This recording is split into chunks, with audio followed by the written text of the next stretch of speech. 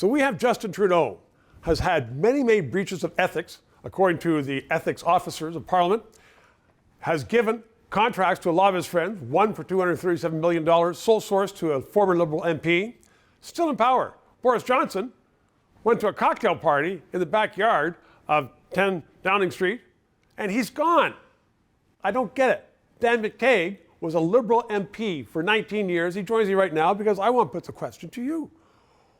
Other world leaders, for smallest things, are dropping like crazy. Justin stays forever. And you just got back from London. What's going on? Yeah, look, it's strange, but I think our polity, our public has changed. Everything goes in Canada. People don't really care. I mean, I think they do care. What are we, like Sweden or something? But yeah, it's just like, hey, there has been a dramatic shift. As long as you're about socks, about selfies, and about sobbing, you'll get away with it. And we have, it's not fair to say, well, media, but we really have a compliant media in this country. They know there's an issue. They know there are problems, but they won't go after them. And perhaps they lack the sophistication. The investigative journalists are gone. The days in which you had very, critical accountability. Even the House of Commons is gone. This hybrid parliament, of course, doesn't work either. Shows up 1 week, doesn't answer questions.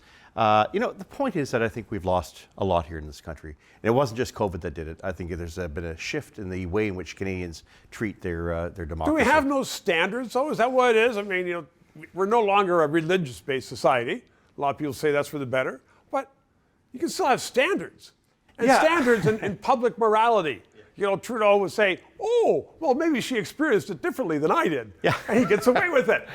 I think it's virtue signaling. I think Canadians are good with virtue signaling. I think Canadians are good with saying, let's be on the right side. Let's not rock the boat. Let's not be seen by our neighbors and our friends as somehow being gauche or out of step.